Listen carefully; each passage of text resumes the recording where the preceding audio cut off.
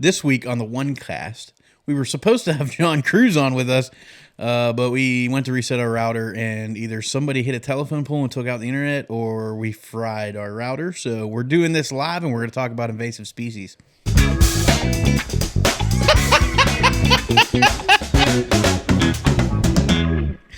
Okay, Trey, what was that? Is that I don't know. Something's happening right now. So not only did Trey ruin the router, apparently, he also does not know how to press the right button on our little music thing here. And then, did you hit record this time? I did. We're recording. Let's try that again. Let's try that one more time, folks. That's a good one. That's a good one. Oh God, it's a toad, son. It's a toad, dude. Let's go. I wake up to a little bit of drool on my pillow, feel like it's gonna be a bad day. So as you can see, if you're a first-time listener, we are professionals.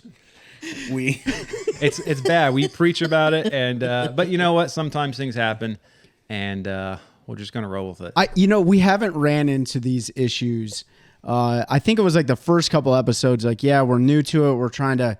I wouldn't even say knock the dust off or rust off. Like, we're just like, we didn't know what to do. We were learning. I would consider us like seasoned at this deal. Well, this is what, 43. 43, episode 43. Yeah. And that's how old I feel right now. 43. I don't know how to use a router. I don't know how to use a soundboard. Like, you know what? I blame it all on Michael Johns. He's down right now fishing or pre-fishing for the tournament in Lake Eufaula, Alabama.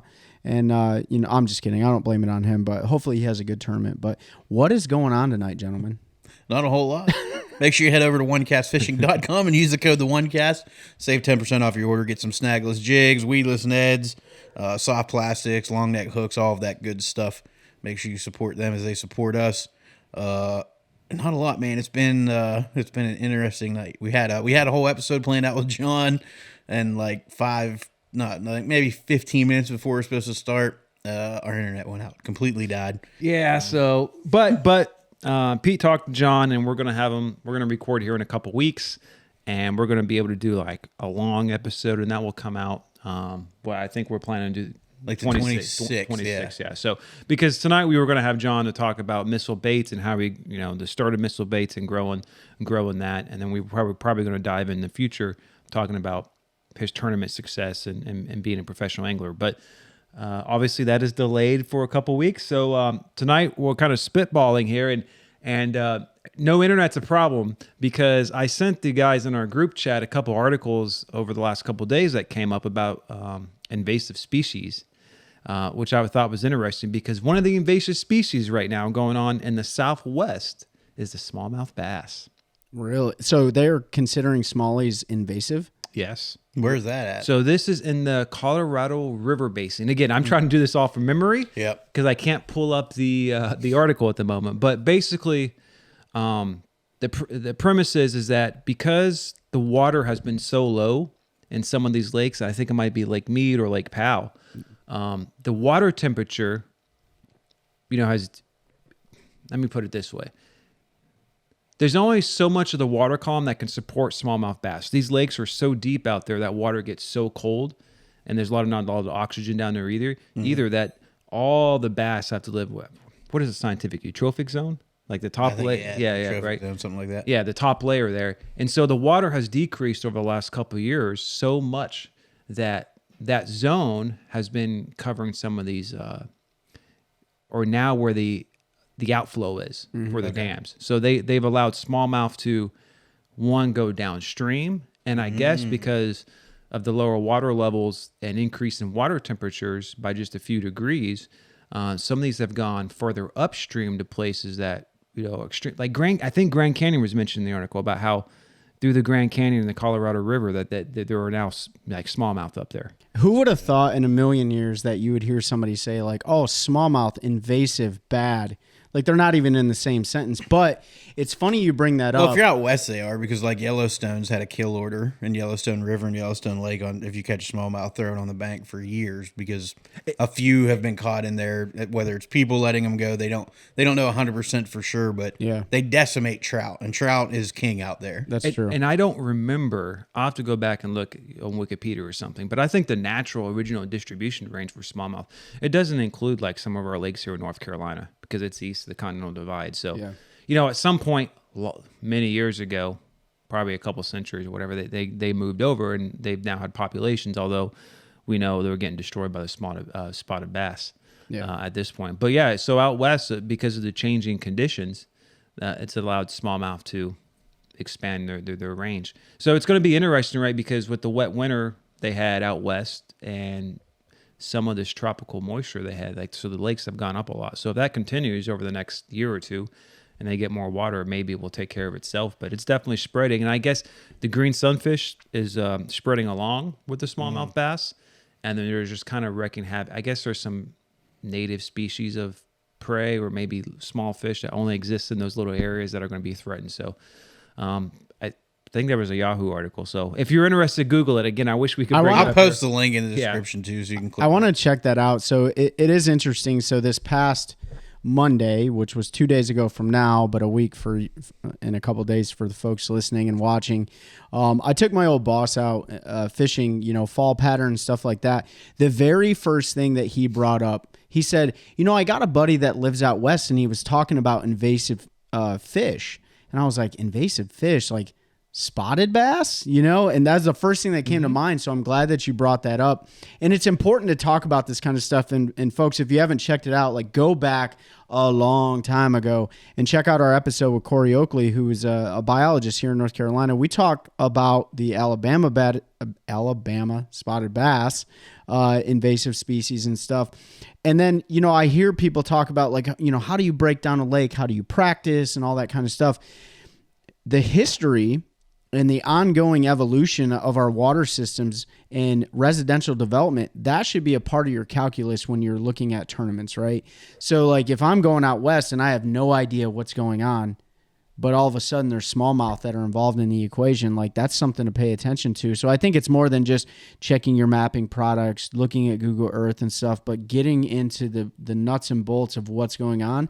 That's important for any tournament angler. Yeah, but to be honest, I think that's more of a long-term play because I'm assuming, and the way I read the article, like the smallmouth that are spreading, just because a lot of the water shallow stuff they're just right, they're small. But that absolutely applies to the Alabama spotted bass that's wrecking havoc here in North Carolina, South Carolina, Virginia, pretty much anywhere east of the Continental Divide because they're not native. And that's what I don't think a lot of people realize, because I made a joke, right, when I sent that in a group text, like, hey, more bass fishing opportunities, right? Yeah.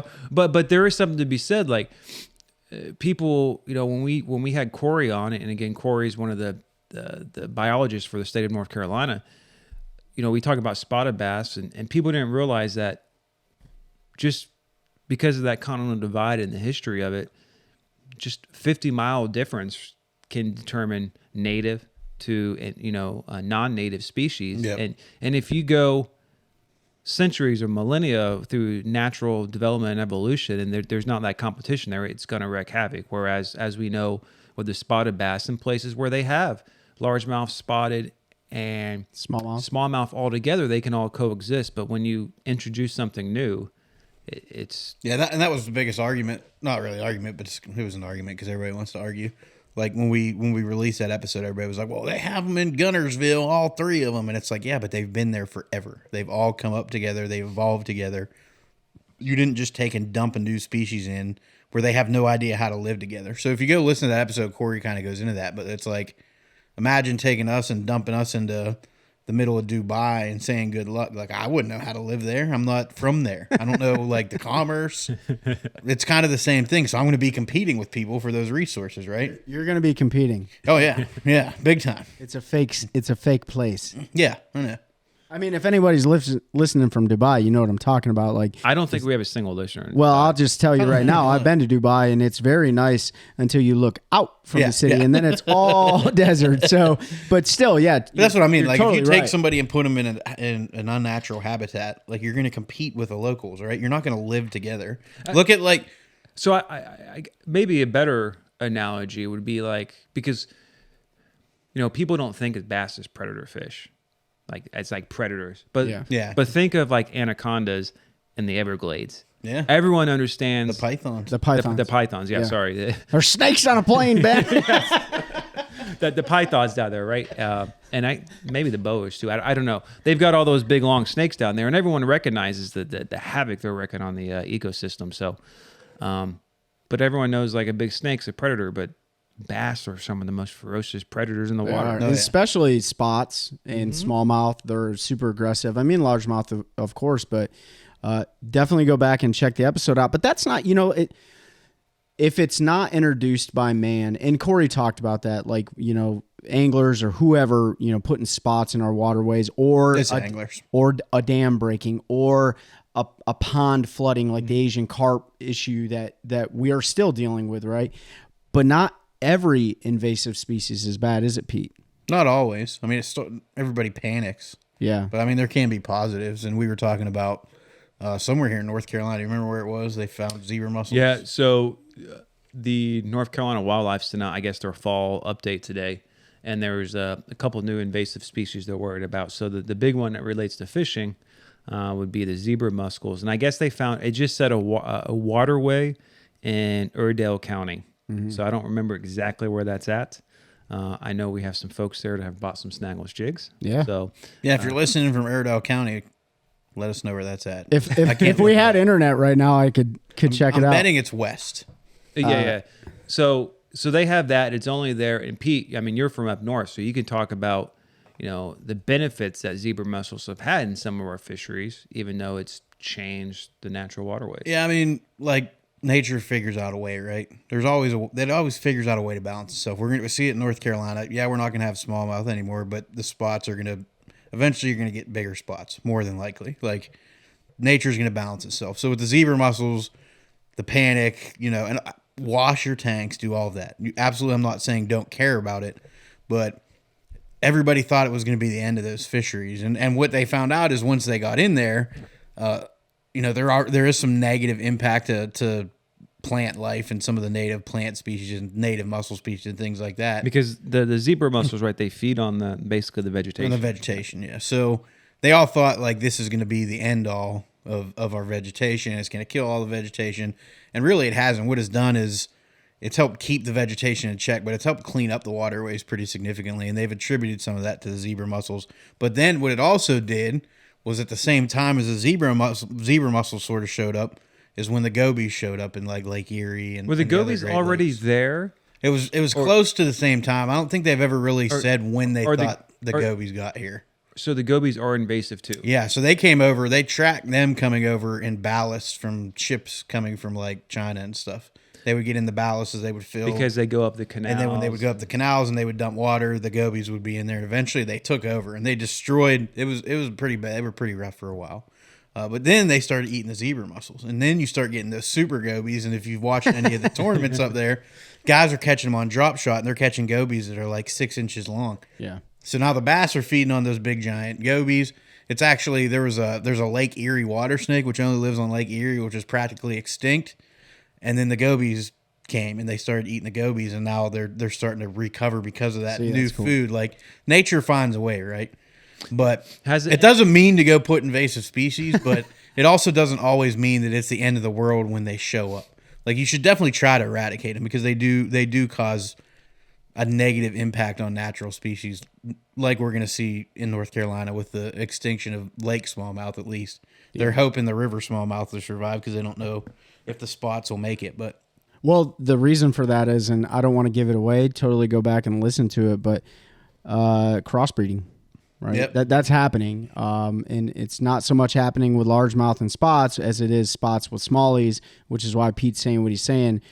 I'm just going to relabel those fish as smallmouth That's what I'm going to do. It's a smallmouth to me. I mean, if it looks It like does have a smaller mouth. it does have a smaller mouth. If it's got a rough patch on his tongue, well, you know what? I've caught largemouth with a little bit of rough patch on their tongue too. So Changing definitions. That's Yeah. commonplace these days. I mean, yeah, I think that was what was interesting with Corey is everybody's like the spots are eliminating the largemouth, and he said they're not. We're still seeing them in the surveys. It's just pushing them to different parts of the lakes where guys aren't looking. So if you're fishing a spotted bass lake, the largemouth are still there. They're just not where they normally would be because they can't compete with 5,000 12-inch spots on a rock point. yeah.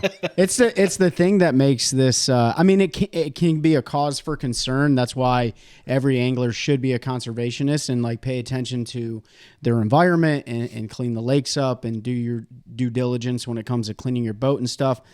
But it's also the thing that makes it so exciting as well because like the 50-yard line on a football field never moves. Ever, right? The basketball hoops in the NBA court doesn't move. But in this sport, it's always moving. And that's the most interesting and like exciting thing about this deal. So, but it comes with a cost, right? And that's being a good conservationist. You need to carry that weight on your shoulders. So all invasive species aren't bad, I guess. I mean, they're still bad. I mean, like hydrilla, hydrilla was bad, but hydrilla was good. There's always negatives. Like again, we're not going to have smallmouth in lakes in North Carolina. If I remember right when Corey was here, there's like 1 or 2 lakes where there's still pure smallmouth, and he expects them not to be there much longer. But all those lakes out west, he said they haven't had a pure smallmouth in years in DNA, and eventually it goes to 0. Yeah. So like. Everybody's like, oh, Norman, you got there and catch 1 million fish. But at what cost? Like, part of that is the elimination of smallmouth, even though I don't think there were smallmouth in Norman. But no, but they've spread from there, and they saw what they did to Norman. So anglers, and it's 100% anglers, have moved those fish to other bodies of water to make their fishery better, and now they're going to eradicate smallmouth bass from lakes in North Carolina. Yeah. We'll see what the impacts of another episode we talked about, F1. Well, no, we talked about it in the same episode, right, with the F1 bass introduction. Yeah, we talked a little bit about the F1s. You know, if there was ever a place where smallmouth would thrive, it would be on Lake Norman. You would think. I would think, right? Like, and we saw that the other day. There was It's so deep. Yeah, but smallies love that. Oh, I know. That's what I'm saying. It's so deep. It's not crystal clear, but it's got a lot of rock and I think part of the issue there is it's not a very nutrient productive lake. It's not nutrient productive, and I don't know. So then we need gobies. You know, what's running through my mind is like, I don't know about the water temp there.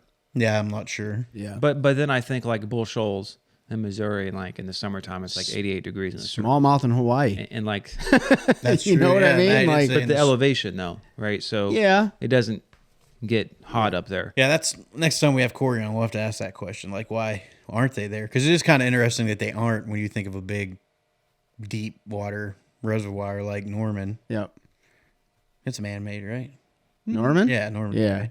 Well, it comes down like, again, we can't check, and we should know this being in North Carolina, but doesn't James and the other lake, don't they feed into Norman? Is all the same river chain? I think he said that. They do, because that's how they started, was in Norman, and then he said they moved upstream to like James or one of those other lakes. So, and that's how they know anglers did it. It wasn't natural because spotted bass can't jump a dam. Yeah. Yeah, so not yet. They can't. And swim up. They river. may evolve and grow legs, frog legs, and then you can eat some good spots with frog legs. That's great. Yeah, it's cool to learn about this stuff. And it really does change the dynamics. And like you said, you're not going to see it tomorrow, but you will see it 15, 20 years from now. It'll change the entire do your ecosystem. part, try to stop it, but also when they do show up, don't panic. Like follow whatever the experts tell you to try to eliminate them, but don't go on full panic mode and say, oh my God, there's zebra mussels going to destroy our fishery. And then you Google, oh, round gobies destroy zebra mussels. And then you go order 1,000 of them and dump them into the lake. And then now you've got an even bigger mess on your hands. Yeah. And I think a lot of times that's what happens and why you see like this stack outside of Florida, because that's just people buying stuff that they can't handle and then letting it go.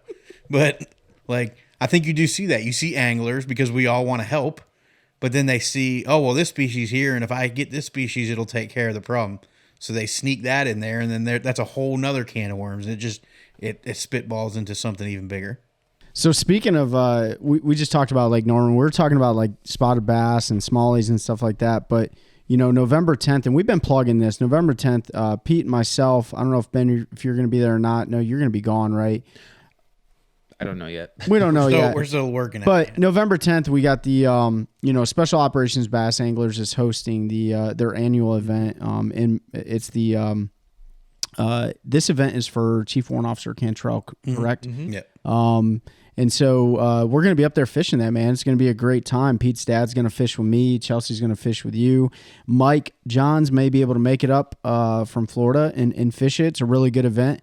And I'm looking forward to catching some spotted bass, dude. It's been, besides Gaston this year, like I haven't really done any spotted bass fishing. So, yeah, I mean, Gaston's a spotted bass lake, obviously, but I caught all largemouth when I did catch one spot, but like they were on beds last time I was there. Every time I've gone there, it's been more of a largemouth tournament just because of the way it's set up time of year. So this is the first time I'm going that's like a true spotted Norman? bass. Like whoever wins is going to be the person that catches the 3-pound spots instead of the 2.5-pound spots. Yeah, most likely. But so I'm kind of excited because it's not anything I've ever done. I'm looking at it similar to smallmouth fishing up north, like drop shot, shaky head, Ned rig. There's rock, there's docks, and I'm just gonna go fish because I have no idea. Yeah. It's gonna be fun, and then that tournament, I mean, they should be full on fall and gorging themselves. Come that week in November. Yeah, that's what's different about the species in general. Largemouth right now in North Carolina, they're not impossible to catch. I went out and caught like 25 of them on Monday. Granted, they were babies, almost the same size as the spots that you're probably going to catch in Lake Norman. But as the fall transition happens in North Carolina, like spots love that cold weather. They just eat everything. Like it does not matter what you throw at them. But I will tell you that don't discount the largemouth on Lake Norman. Oh, no. Like there is still one warm water discharge on Lake Norman. Duke Power Plant has a discharge there, and that's up the river and stuff like that. And you're getting into some really dirty water. But I'm not going to give all the juice away, but I'll tell you this right now, like when we go up there in November, like, yeah, Trey's going to be going after some largemouth to see if he can find something. But that's a great place to go just to catch fish. And granted, we talked about Special Operations Bass Anglers in the tournament itself, like for the charity purposes and for the intent behind it, it's just a great organization to go fish with. And so if you're in the area or not, there's people that travel all the way from Texas to do this, right? Yeah, there's folks coming from Texas, Michigan, New York. I think some other folks from Pennsylvania, Nick was saying. So it's cool. There's a ton of Airbnbs and places to stay around the lake. It's relatively cheap, especially if you have a group of folks coming down. Most of the hotels are pretty good as long as you stay out of where was that? Yeah, Mooresville, don't stay in Mooresville, man. Jeez. And then you can stay and fish the whole weekend if you want. Like that's what we're doing. We're gonna go Thursday, pre-fish a little bit, have some fun, help Nick and the guys that are running the tournament if they need it, and then we'll fish Friday, have a good time, and then Trey and my dad are gonna fish Saturday. I've got our club championship Saturday, Sunday. It's a 2-day tournament. So I'm going to be doing that those 2 days after. And it's just going to be a fun weekend on the water, on a different body of water that I'm not used to fishing. Yeah. And with a bunch of good people, cooking out, hanging out. Hopefully Mike can make it up. Mike, when you listen, you better make it up. Which he was looking for a veteran to take. So we have some non-veterans that he could potentially fish with. But if you're a veteran listening to the show and you might be interested and you don't have a boater that you can fish with, holler at us, shoot us a DM, and we'll check with Mike. If he hasn't found anybody, maybe we can link you guys up and you can jump in the boat with him and go run around Norman and chase some spots. Mike's a great guy. Yeah, you all should have met him by the time this one comes out because I think they're going to try to get him on Fishing Friday. Yeah, we're gonna try to get him on, man, assuming we have internet. But yeah, while we're on the Mike topic real quick, and this is gonna air after the BFL Regional Championship is over with on Lake Eufaula, Alabama. There's a lot of people that are like, that place is tough. This time of year, that place is super tough. But he is on something pretty cool, and I don't want to give his juice away. So, it's good this thing's airing after because you don't have to knock on wood. Yeah. I told him today because he, I made a post and I was like, hey, dude, good luck, fishing Saturday or fishing this weekend. And he sent a snarky comment back to me and he goes, the tournament starts on Thursday. And I said, yeah, but you got to make it to Saturday. Okay. So there's a 3-day derby and stuff like that, but he's on something pretty special. Yeah. Because he sent me a picture yesterday, 2 days ago. Mm-hmm.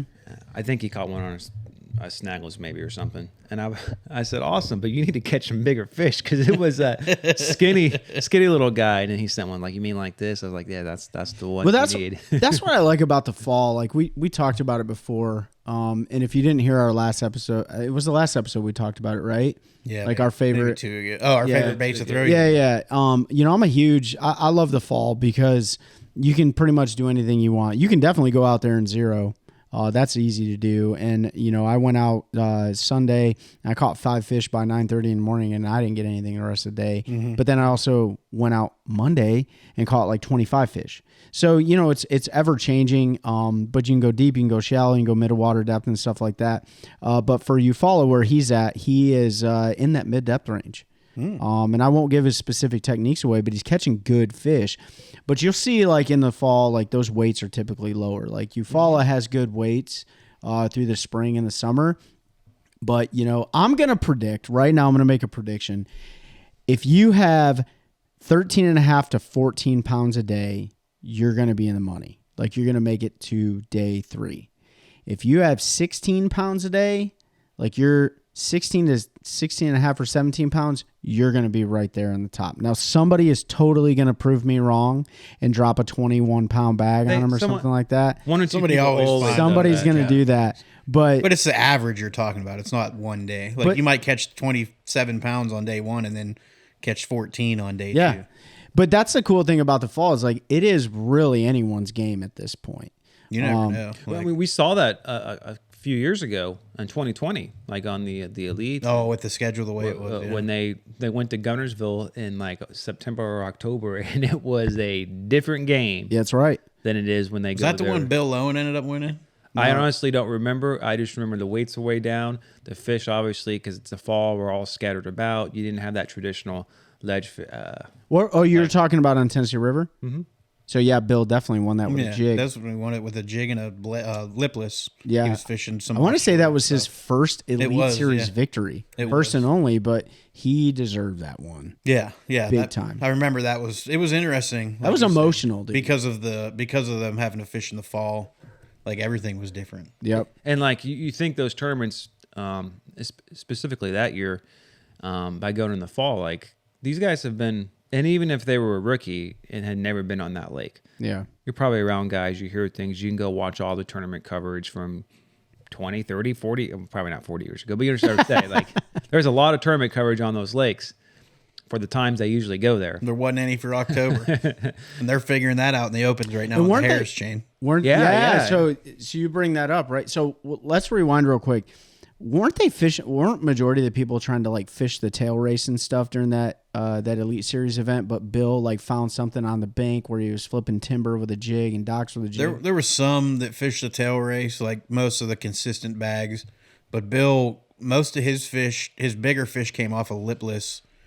He was fishing off a rock point on some submerged grass, and he was ripping it over the top. And then he caught some fish shallow on a jig, first thing. Yeah. And then he was transitioning. I remember he was the only one really doing that. He caught a 7-pounder, I want to say. It was a 7 or plus, and he held that up, and I was like, dude, because this guy, I don't know Bill personally, but he seems like he was one of those guys, and when he won, everybody was super happy to see him win. So you just kind of get a feeling on how a guy like that is, and that was cool. But so Mike, but Mike is fishing BFL regional, right? So that's MLF sanctioned event. That's their super. And then regional, And then also at the same time. Yeah, the Open on Harris chain. Yeah.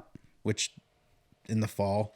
Yeah. We've talked to our friends that fish the Open. Yeah, it's not. Everybody's struggling. It's and of course it's still early October or mid October. Yep. So, but it's not been cold enough yet because sometimes down there in Florida you get some spawning bass in October or November.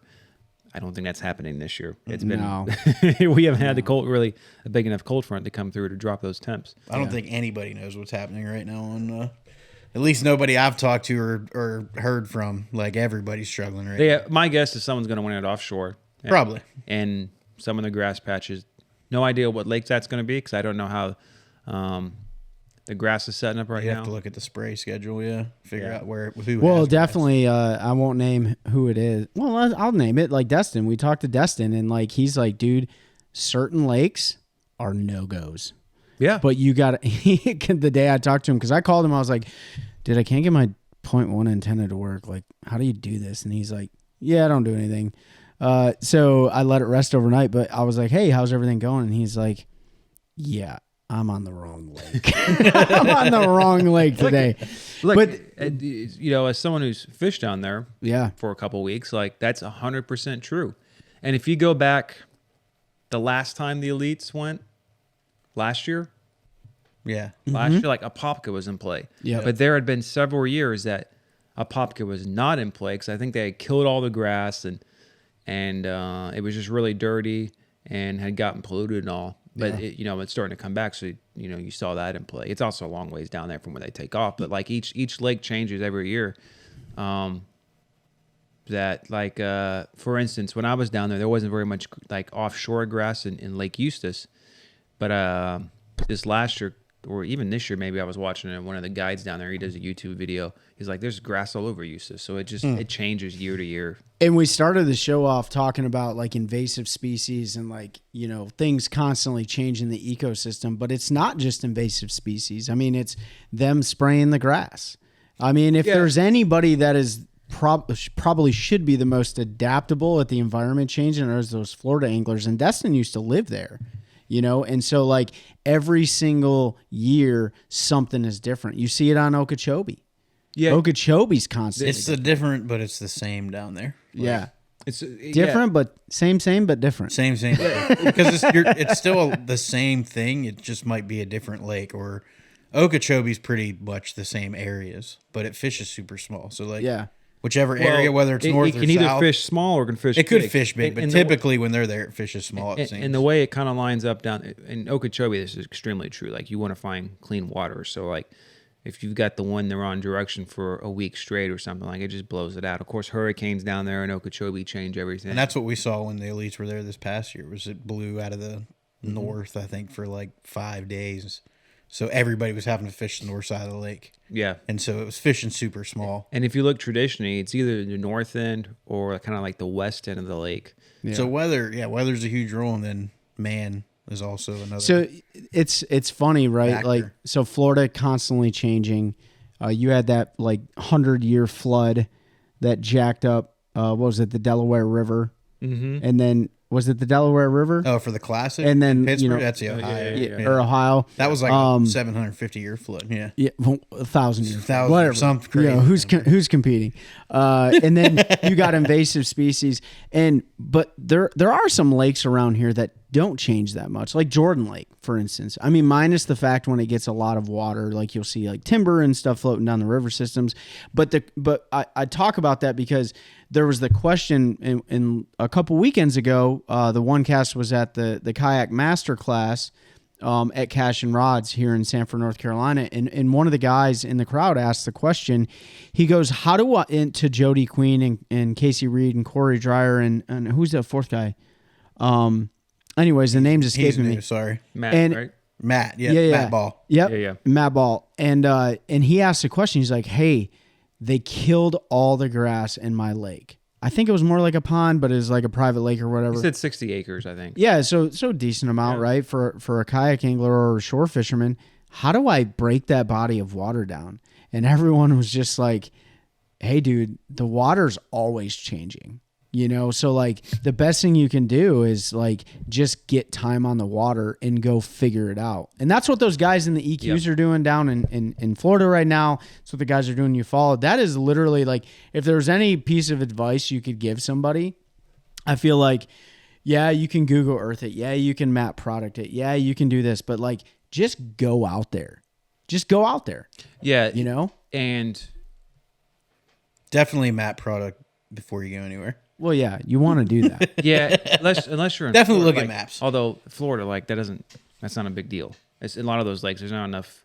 Yeah. There's very little depth contour change. I mean, say the same thing. Well, I'm not even so much concerned about contour change, but that's where you want to look at bank structure and grass and things like that, and put yourself in an area where there's going to be fish potentially, and spend your time there instead of just going into the lake and running around like I do all the time. I told unfortunately I don't remember his name, but I told him, because I asked him what graph he had on his kayak, and I said, I don't know if this one will do or not, but in that situation, like when they kill all the grass, and you don't have a map or a lot of contour lines, like typically, and even if the grass was still there, That was Cam Steele.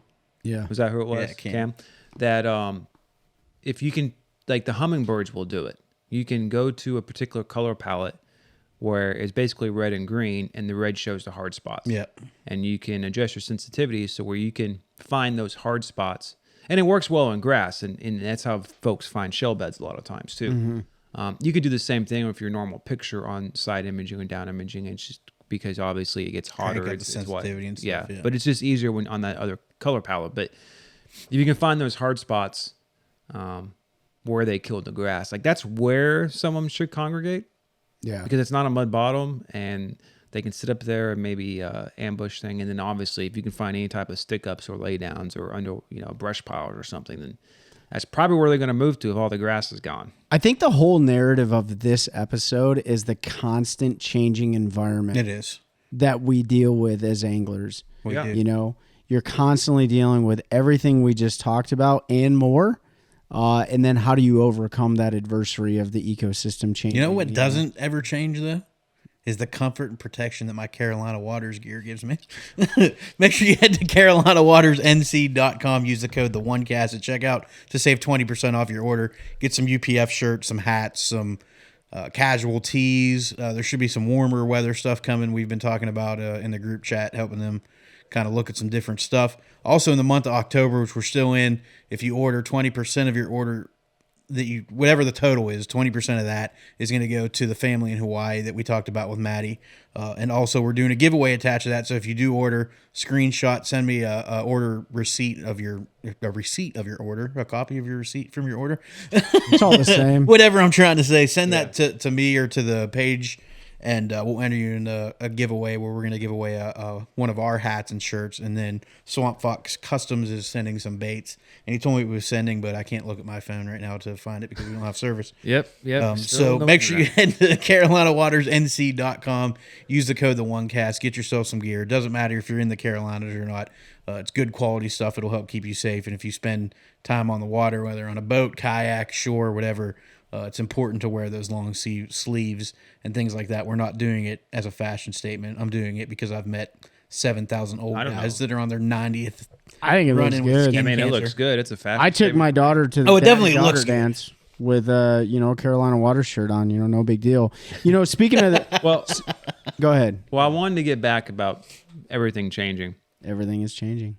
Because I was thinking that there is something that does change on Jordan. The shell beds out there. Shell beds on Jordan? Yeah, they get like clamshells. Oh, yeah. Yeah, they move around. Also, some of the brush piles will shift when we get those super high water. So I had a terrible itch on top of my head right there. Yeah, that's true. Like I've seen brush piles that I've fished before that are just gone. Yeah. Yeah. And some of the lay downs will get when it gets super high. I don't consider that changing a whole month. Well, it does. It changes that offshore where they used to live. Now you gotta go. Well, like that one particular spot. But like, well, yeah, but Pete's it's just mad because I drop my anchor and I drag him away. Like, no, that's what we do on Harris for everybody looking for the crappy. Oh, no, I'm just kidding. This was your juice? We're going to move this Yeah. 100 That a yards couple this way. feet. yeah, your juice is no more. It's funny because Trey and I were joking one day on Harris, and there's a brush pile that everybody fishes. And Trey's like, wouldn't it be fun if we just come out here and snug that and drug it down like 100 feet where nobody would know where it was at? That was the actual piece of advice. Besides, and going back to the kayak masterclass, like, side scan imaging is your best friend. When an entire body of water, if the bottom composition has changed so much, they kill the grass, whatever, side scan is your best friend. And listen, if you don't have side scan, you can do it with down in 2D. Yes, you can. If you're fishing from the bank, They did it for years without anything. It's called a big heavy jig, and drag that joker on the bottom, and you will feel the differences in the bottom, and you'll find those hard spots. And we definitely recommend like a 3/4 ounce football head. snagless That's jig right. because you're not going to lose it as much. That's right. And then once you get on the juice, if they start freaking out and they're getting more finicky, then switch to that, OneCast fishing weedless Ned head, and then because that's what I put my old boss on, and he crushed them. But yeah, I mean, like, you don't have to have electronics, but if you do, side scan that stuff, and then if it's legal, sink your own brush piles. Yep. Drop your own brush piles out there, your old Christmas trees, whatever the case may be. I don't know what's legal and not legal, but drop it in the water. Just remember, if you do it on Jordan, you have to send it to the Army Corps engineers so they can put it on their map, and I know where it's at. Yeah, so I have Ben's going to check camera real quick, but I have one more thing on graphs. If you do have them and you're fortunate enough to be able to afford graphs and you have that stuff on your boat, learn how to use it because it is your most valuable tool. I know a ton of people are like, I just use it for depth. I'm like, well, all you're doing is hurting yourself. Well, I still catch them sometimes. Like, learn how to use your graphs, whatever the capabilities are. There's so many good instructional videos out there. Ben's got some on OneCast Fishing's page. There's a ton of people that have done great educational videos on graphs. Trey and I have talked about filming some just because it's something to do. So we may put some stuff out. But it's important you know how to use that tool. And a lot of people get frustrated, like, fish finders don't help. And it's like, well, they do if you know how to use them. Why does everybody have a southern accent? Because we're in the South, so everybody has a southern accent. But no, I just wanted to say that one last thing. So coming up, what do we got, boys? Joey Cifuentes. Yeah, if we have internet, If Trey doesn't screw the internet up. Yeah. I mean, he's your reigning Rookie of the Year for the Bassmaster Elite Series. He won two trophies and Century Belt. a Century Belt and a Rookie of the Year. Yeah, man, that's pretty So impressive. he will be on here next episode. Next episode will be his as long as we have internet. I will knock on wood for this one. yeah, whatever. We're gonna drive up the road and do it in the vehicle, And then we have case. John scheduled to come back on. We're going to talk about it'll be a little bit longer when we were able to work schedules where we have. The cool thing with John, and maybe it worked out for a reason, right? The cool thing with John is John's limited on time. Right? He's a very busy man. He's an entrepreneur. He's a father. He's a husband. All that stuff. The same thing that a lot of us are. But the cool thing is with rescheduling John, he's actually going to be in the missile baits factory, and he's going to be able to have a lot more time. Give us a little bit more time. Yep. Yeah. So I mean, like, maybe things worked out for a reason. And I definitely want to talk to him about schedule because we've had a lot of people talk about it, and that's a guy that can tell you, it's not for everybody because he's running missile baits, fishing the Elite Series. He's big with the ASA. For those who don't know, that's the American Sportsmen's Association. Yeah, They're the ones who put on ICAST. Yeah, they put on ICAST and do a bunch of other stuff in the industry. They do a bunch of lobbying and. Yep. He's very involved with them. He's very involved with Bass as an organization in general. So he's got a ton of stuff going on. So just to hear the amount of time that you need to put into certain things, I think would be cool. And then that'll come out while we're at Lake Lanier. So we've been talking about it. We're heading down there for the NPFL's season finale. It's not their championship. That'll be early next year. Yep. But the season finale of the NPFL on Lake Lanier, that is October 26th, 27th, and 28th. So we'll be there all 3 days. Trey will be there, I think, all week, maybe, potentially. Maybe. I don't know. We didn't book the Airbnb before that, so I don't really know if I want to sleep in my truck. But we'll for sure be there for the weigh-in on day one, the 26th, and then we'll be hanging out the 27th, 28th, and we're going to take off Sunday morning. So if you're anywhere near there. Yeah. Well, the thing I was going to say, if you're near there, and I talked to Brad the other day, so they're not doing the weigh-in where they're taking off. So everybody needs to understand that. And I cannot remember the name, but the bottom line is... Let me look it up real quick. Yeah. But so we are about 24 minutes away from takeoff at the park that they're taking off from, but then they are weighing in down south, and I think we're about 24 minutes from that. So we're right in the middle. Yeah, I'd plan that. Yeah, great job. And he's... That was pure luck because I had no idea they weren't. But it'll be cool, man. So, go check out our episode with Todd Goad. He's a super awesome dude, good steward of the profession. 12-point lead. And he has the chance to hoist the gold shield this year. And so 12-point lead, sure get it done. Home lake. Who's right on his heels? Jesse Wise? Yeah, Jesse Wise from North Jesse's Carolina. right there, and there's somebody else is right there. Yeah. So as long as No one finished. Like Trent, I think, is one of the ones Jesse that's or right there, and he's got a lot of experience. Trent Palmer, yeah. He's got a lot of experience on. And go check out our episode with Trent Palmer Trent's- because he breaks the juice down up north. So like, yeah, it's going to be awesome, man. And like while there may be an off season for anglers, there's no off season for the OneCast. So we were going to be talking a whole lot with hopefully a lot of these guys and gals and stuff like that. Show season will be here before long. We'll let you know where That's we're right. going to be for those. I know Raleigh for sure. right now I know Raleigh, which is Martin Luther King weekend. Richmond Richmond is the following weekend, and then the following weekend, actually it's Thursday through Sunday, is the East Tennessee one in Knoxville. So those 3 right now, and that's 3 straight weeks. So I don't know if how we'll feel that happen. Good. I don't know. Night. You might not see my face at a lot of those. Full disclosure, Yeah. I'm going through transition from the military and stuff, Well, so I got a lot of things going on. Yeah, and I know at one point you may not even be here. Yeah. I'll for sure be at Raleigh, and then probably one of the other 2, but I don't know which one yet. So What do you mean I won't be here? What do you mean? But that's just the military stuff. Oh yeah, military stuff. I'm definitely staying in North Carolina. Like for everybody that wants to know, like I'm staying in North Carolina. Like, A business trip. Is oh what I mean. yeah, for sure. I'm hopefully staying in North Carolina. We'll find out soon. You better stay in North Carolina. Like this is not the demise of the OneCast, guys. I like to torment Trey about that. Yeah. No, but so we'll have some shows, and we'll be hanging out with OneCast Fishing. We'll be hanging out with Carolina Waters. Make sure you check out that benefit tournament. Look up Special Operations Bass Anglers. They're also tagged in the description below every week. If you click on them, it'll take you to their Facebook page where it has all of that info. If you do want to fish it, you can DM their page, and then it's pay at the ramp. And if I remember right, it's $100 and then 10 or maybe 20 for big fish. Yeah. But all the proceeds go to that family. And Nick was on last episode, if you listen, which releases tomorrow while we're recording because we're a week ahead. He talked about all the great prizes.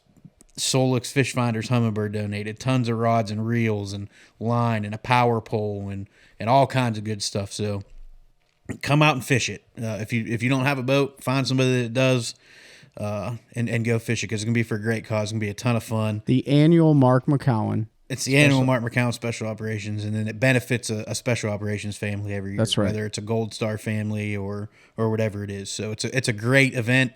I'm really looking forward to it. I didn't get to go last year, so I'm pretty excited to go this year. We'll be there. There's a bunch of pro anglers that come and hang out, so it's going to be a ton of fun. Yeah, and I'm not going to tell you what circuit, but Pete and I, we just signed up. We're going to be fishing next year together. And probably against some of the people that we talk about on the show. So we'll see. So, we may get our lunch money stolen. I don't know. But even so, it's a great opportunity to get them on the show and talk about it as well. So yeah, I'm definitely going to donate to some new people next year. So, no, I'm just kidding. Looking forward to fishing with Trey, and we'll say who it's with here before too long. But it's going to be a lot of fun. And some of you that listen probably fish it, so we're looking forward to hanging out with y'all and spending some time together. That's right.